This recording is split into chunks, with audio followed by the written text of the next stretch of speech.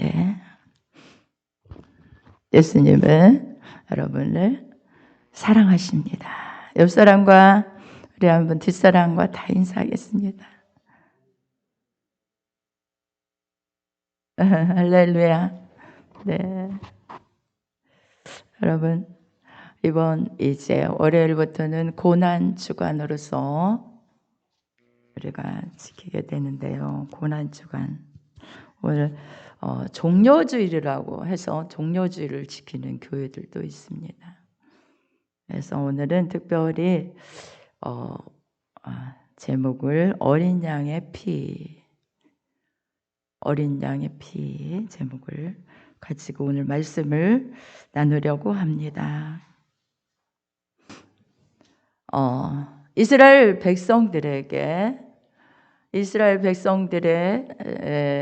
430년 동안을 애굽 땅에서 종살이했잖아요. 그죠? 그런데 그들의 고통을 하나님께서 하늘에서 보시고 그들의 부르짖음을 들으시고 모세를 하나님이 이스라엘 백성의 지도자로 보내십니다. 그래서 모세가 이제 애굽 왕에게 바로에게 가서 내 백성을 놔달라. 대언자로서 이제 아론과 함께 갑니다. 가서 정말 하나님의 말씀을 받아서 대언을 하지만 그 바로의 마음은 강팍해가지고 종살이하는 이스라엘 백성 자기들이 얼마나 그 유익을 위해서 이스라엘 백성들을 잡아놓고 종살이를 시켰기 때문에 절대 그냥 놔줄 수가 없는 거예요. 그래서 놔주질 않는 거예요. 그래서 하나님은 재앙을 내리십니다. 재앙을 내리는 가운데 10가지 재앙을 내리시죠. 피재앙, 이재앙, 피재앙, 개구리재앙, 이재앙, 이렇게 쫙 하다가 오늘 본문이 왜 이 말씀이 나왔냐면 모든 재앙들을 다 했지만 금방 그래 보내주겠다 이렇게 했다가도 또 그 마음이 강팍하게 됩니다. 강팍하게 돼서 이스라엘 백성들을 절대로 놔주질 않는 거예요. 놔주질 않는 가운데 하나님께서 특별한 재앙을 오늘 내리시는데 무슨 재앙이냐? 모든 바로의 장자로부터 생축의 모든 장자까지, 그러니까 가축의 장자까지 다 치는 재앙을 내리시는 거예요. 그래서 오늘 본문이 그 배경을 가지고 오늘 본문을 하나님께서 말씀하십니다. 뭐라고요? 여호와께서 애굽 땅에서 모세와 아론에게 일러 가라사대 이달로 너희에게 달의 시작 곧 해의 첫 달이 되게 하라. 너희는 이스라엘 회중에게 고하여 이르라. 내가 재앙을 내릴 텐데 이달 열흘에 너희 매인이 어린 양을 취할지니 각 가족대로 그 식구를 위하여 어린 양을 취하되 그 어린 양에 대하여 식구가 너무 적으면 그 집의 이웃과 함께 수를 따라서 하나를 취하며 각 사람의 식량을 따라서 너희 어린 양을 계산할 것이며 너희 어린 양은 흠없고 1년 된 수컷으로 하되 양이나 염소 중에서 취하고. 네. 자, 이제 그런 재앙을 내릴 텐데 장자를 다 이 땅에 있는 애굽에 있는 모든 장자를 가축까지 칠 텐데 뭐라고 하세요? 어린 양을 잡아서 드리라는 거예요. 잡으라는 거예요. 그런데 어떻게 말씀하시냐면 그 어린 양에 대하여 식구가 적으면 그 집의 이웃과 함께 수를 따라서 취하며 각 사람의 식량을 따라서 어린 양을 계산하래요.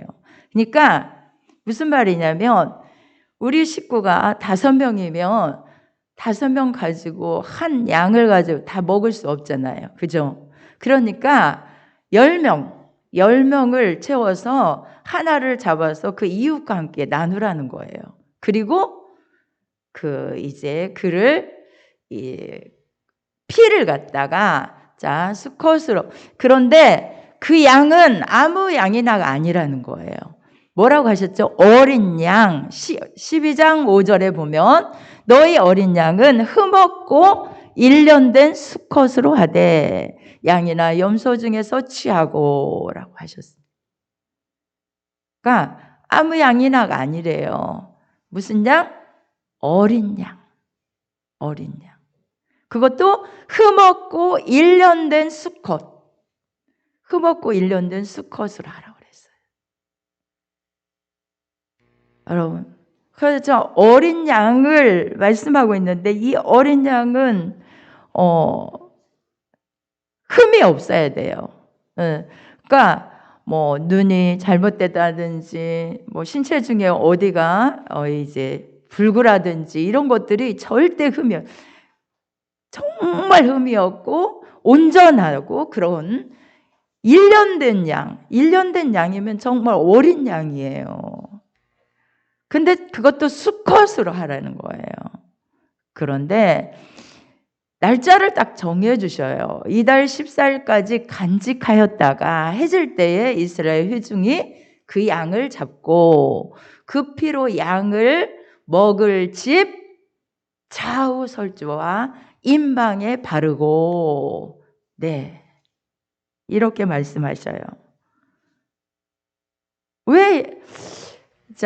그 양을 잡아서 먹는 게 아니고, 먹는 것도 나눠서 먹지만 양을 잡아서 피를요, 자기 집이 있다면 들어오는 문에 설주에, 그죠? 설주, 이렇게 서 있는 이 설주에다가 바르고 임방, 위 아래 임방까지 딱 바르라는 거예요.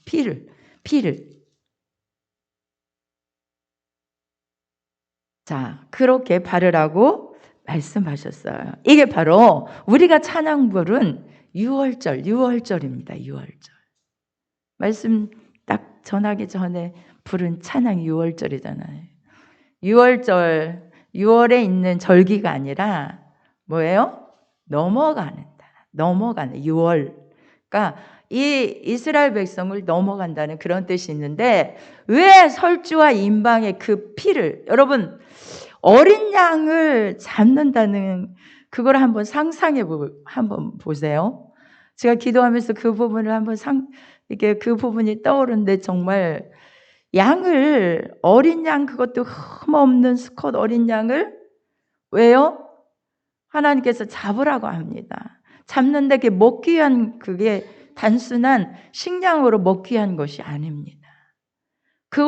고기는 먹지만 그 피를, 양을 잡아서 어떻게 잡는 방법은 모르겠어요. 그렇지만 그 피를 갖다가 쏟아서 피를 모으는 것입니다. 그리고 그 피를 갖다가 설주에 바르고 임방에 딱 발라야 된다는 거예요. 여러분, 작은 짐승 하나 잡아서 피가 나는 것도 보면 얼마나 끔찍합니까? 그런데 그 양을 잡아서 자기 이 식구를 위하여 잡아서 그 피를 흘린 것을 모아가지고, 그래서 담아가지고 정말 그걸 설주와 임방에 바른다. 네. 그럴 때 그렇게 했는데 이게 누구를 예표하냐면 말할 것도 없이 어린 양 대신 예수 그리스도를 예표하는 말씀입니다. 왜요? 오늘 본문에 보면 그 양을 먹을 집 문설주 임방에 바라라 그렇게 하셨는데, 그렇게 바르고 그 밤에 그 고기를 불에 구워 유교병과 쓴나물 과 아울러 먹고, 그것도 아침까지 이제 남겨두지 말고 다 먹고 소화하래요. 그런데 12절에 보겠습니다. 다 같이 한번 읽어볼까요? 내가 그 밤에 애굽 땅에 두루 다니며 사람과 짐승을 불어나고 애굽 나라 가운데 처음 난 것을 다 치고 애굽의 모든 시인에게 벌을 내리리라. 나는 여호와로라.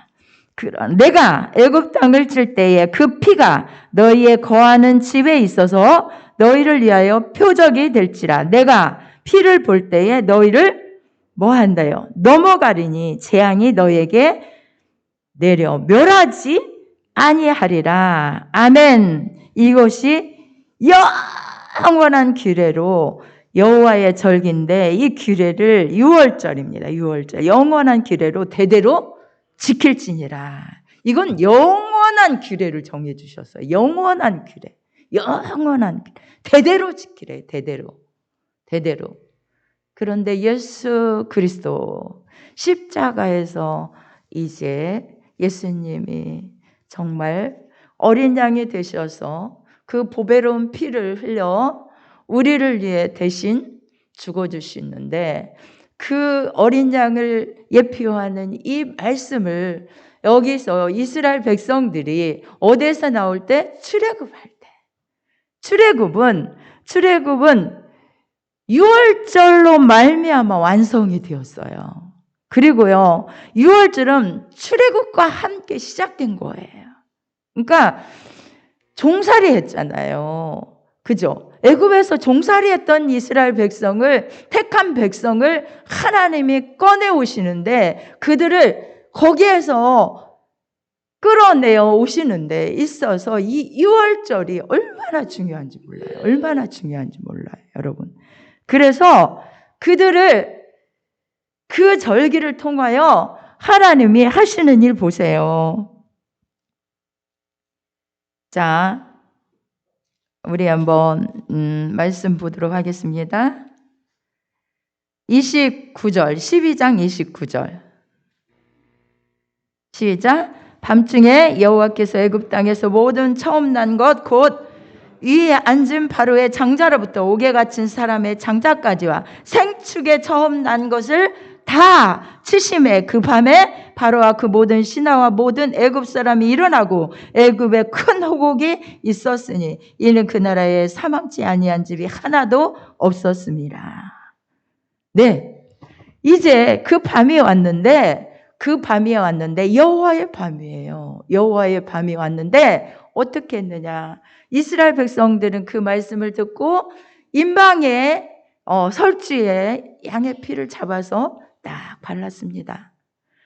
뭐 애굽 백성들은, 애굽 사람들은 그거 모르잖아요. 그러나 그들을 구원하시기 위한 하나님의 섭리였습니다. 자, 죽음의 천사들이 여호와께서 다 장자를 치실 때에 딱 그 집에 피가 발라져 있는 집은 넘어갔다는 거예요.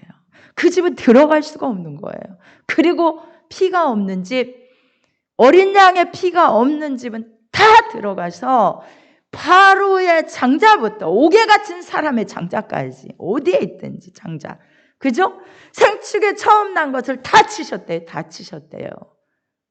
다 치셨대요. 다 죽음이 이르는 거예요. 어느 집 하나 진짜 치지 않은 집이 없었다는 거예요. 그러나 이스라엘 백성, 그 피가 있는 집에는 개도요, 그 혀를 놀리지 않았다는, 그만큼 아무 생축까지도 하나도 죽지 않았다는 거예요. 여러분, 믿으시면 아멘. 할렐루야. 이게 무슨 뜻입니까? 예수 그리스도의 십자가의 보혈에, 여러분, 우리가 생각할 때 그러면 왜 하나님은 그런 대가를, 어린 양의 대가를 꼭 거기에다 피를 발라야 되고 그 대가를 요구하셨을까요? 그냥 그들의 이스라엘 백성은 놔두고 애굽 백성만 다 치실 수 있잖아요. 그렇죠? 그런데 하나님의 공의의 법칙이 있기 때문이에요. 공의로운 법칙은 처음에 아담과 하와에게, 그죠? 인간이 창조되어서 아담과 하와에게 뭐라고 하셨어요? 내가 선악을 알게 하는 나무의 열매를 따먹지 말아라. 이 모든 것은 너희가 다 누리고 살되 선악을 알게 하는 나무의 열매를 따먹지 말아라. 저 동산 중앙에 있는 나무의 열매를 따먹는 날에는 정령 죽으리라. 네, 이렇게 말씀하신 그 공의로운 법칙 아래서 정말 죄악에 있어서 정죄하시는 하나님, 정죄하지 아니하시 그 정죄에 정말 공의롭게 판단하시는 하나님 앞에서 그 판단하신 하나님이 그냥 용서해 줄 수 없고 그냥 그들을 구원할 수가 없어요. 그렇기 때문에 예수 그리스도의 그 양의 피로, 자, 여기 레위기 17장 11절을 한번 띄워주세요. 레위기 17장 11절. 네.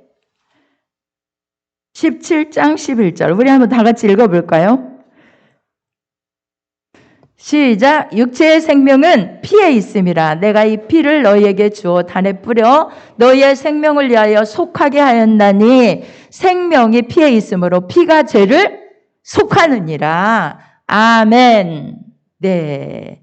피에 있다는, 생명이 피에 있다는 거예요. 피가 죄를 속한다는 거예요. 먼저 이 부분에서 그러니까 예수 그리스도의 예표인 처음 아담에게도 그들의 죄를 지었을 때 가죽옷을 입혀주잖아요. 그죠? 가죽옷을 입혔다는 것은 그 당시 하나님이 그냥 가죽이 어디가 있겠습니까? 양이 희생된 거예요. 그렇죠? 가죽옷을 입혀주려면, 그 수치를 가리워주려면, 그들의 범죄했을 때 수치를 가리워주려고 가죽옷을 입혔는데, 뭔가 양이라고는 나오진 않았지만, 근데 그 피가 필요했던 거예요. 그리고 가죽옷을 입혀줬어요. 예수 그리스도가 처음부터, 창세기부터 이렇게 예표로 나오고, 오늘 이렇게 또다시 예표로 오늘 또 나오고 있습니다.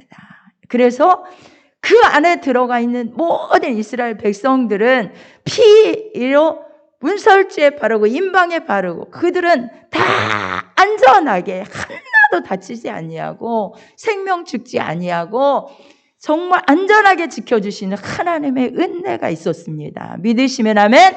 믿으시면 아멘. 피로 말미암아, 피가 죄를 속하기 때문에 단에도 뿌리고, 다음에는 계속해서 이제 6월절이 지난 후에는 모든 단에도 뿌리고, 단에서 이제 제사장이 그 피를 가지고 성소로 들어가서 제사를 드립니다. 그리고요, 모든 성물에도 뿌립니다. 피를 다 뿌리게 됩니다. 그런데 성경을 보면, 여러분, 제가 언젠가도 말씀드렸지만 하나님의 사랑과 예수 그리스도의 십자가의 은혜는요, 점진성을 말하고 있어요.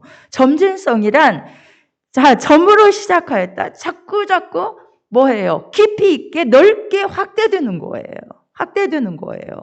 그래서 예수 그리스도의 피는요, 그런데 지금은 여기에서는 이스라엘 백성들을 출애굽시켜주는 역사, 그러니까 풀어주는 역사와 함께 안전하게 지켜주시는 역사를 맛보았다면, 예수 그리스도의 피는 우리를 온전하게 영원한 형벌, 저 지옥의 형벌에서 구원해 주시고, 영원한 형벌에서 구원해 주실 뿐만 아니라 심판의 저주, 그죠? 심판, 저주, 그렇죠? 삶의 저주, 이 모든 것의 삶 속에서도 구원의 역사를 허락하신 온전한 예수 그리스도의 십자가의 구속의 은혜가 있다는 것을 여러분 믿으시기 바랍니다.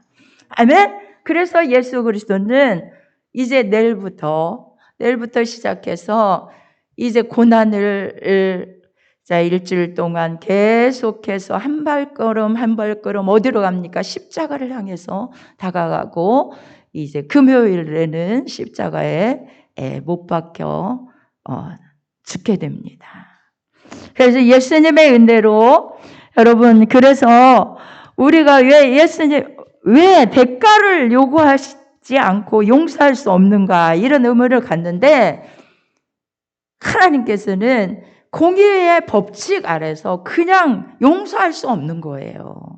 그래서 피를 요구하셨고, 어린 양의 피의 그 대가로 이스라엘 백성을 거기서 해방시켜 주셨고 정말 안전하게 지켜주시는 역사를 허락해 주셨고 이제 예수 그리스도를 신약에서는 예수 그리스도를 하나님의 아들인 예수 그리스도를 육신의 몸을 입게 하셔서 이 땅에 오게 하시고 이 땅에서 그가 죄의 대가를 십자가에서 다 지불하심으로 정말 우리를 심판해서 우리를 저 영원한 형벌에서 영원한 형벌 지옥의 형벌에서 저주에서 우리를 구원하시는 역사를 허락하여 주신다는 사실을 믿으시고 감사하며 아멘 하시기를 바랍니다. 아멘.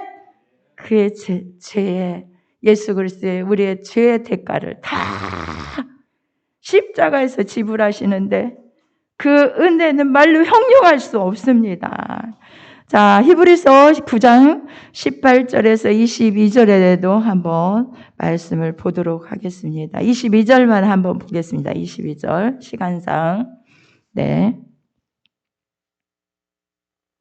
9장 22절. 시작. 율법을 조차 피로써 정결케 되나니 피 흘림이 없은즉 사함이 없느니라. 아멘. 그래서 예수 그리스도의 피가 필요한 거예요. 예수 그리스도가 오셔서 십자가에서 그 피가 아니면 우리 삶에 우리가 아무리 선한 일을 아무리 선함으로 우리가 삶을 단지 선한 삶을 산다고 용서받을 수 있나요? 없나요? 없어요. 선한 삶으로 내가 아름다운 삶으로 하나님 앞에 용서받 내가 이런 죄를 지었으니까 나 선한 삶으로 살면 하나님이 이거 용서할 수가 없어요. 단지 무엇으로 해요? 피로. 그래서 예수 그리스도의 피로만이 우리가 모든 죄에서 해방되는 거예요. 믿으시면 아멘. 믿으시기 바랍니다. 아멘. 그래서 예수님은 어린 양으로서 이 땅에 오셨고 예수 그리스도가 십자가를 스스로 인간이 정말 십자가를 지게 했다고 하지만 그분은 스스로요 모든 걸 내려놓고 십자가를 지신 거예요. 무엇 때문에? 나의 죄악을 위해서 나를 어떻게 해주시게 해서 그 심판에서 예수님이 정죄를 대신 당하시고 그렇죠? 내가 받아야 할 정죄를 예수 그리스도가 당하시고 십자가를 지심으로 우리를 심판해서 저주해서 그죠? 영원한 형벌에서 구원하시려고요. 십자가를 지신 것입니다. 십자가로 묵묵히 걸어가신 것입니다. 그는 스스로 내려놓으신 것입니다. 여러분 어린 양이 여러분 저는 생각해 보았습니다. 이스라엘 백성들의 수요가 몇 명이라고 했어요? 60만이라고 했어요. 그냥 장정만 60만이에요. 어린아이와 진짜 여자들까지 합하면 120만이에요. 그러면 그날 밤에 죽은 양을 한번 애매히 정말 그들을 구원하기 위한 그 양을 한번 세어보세요. 그 피를 어린 양이 피 흘린 그거 생각해 보세요. 예수 그리스도가 그런데 이제 단번에 우리를 위하여 성소에 들어가시고 그는 어린 양이 되어서 우리를 다 죄악에서 구원하셨다는 사실을 여러분 믿으시고 예수님의 그 보혈의 피, 그 은혜로 우리가 이 자리에 있다는 사실을 믿으시고 날마다 대속의 은혜에 감사하는 여러분 되시기를 바랍니다.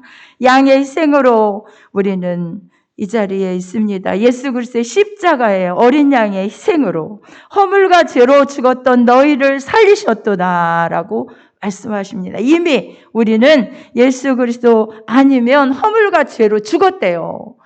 에베소서에도 말씀하셔요. 허물과 죄로 이미 죽었던 너희를 살리셨도다.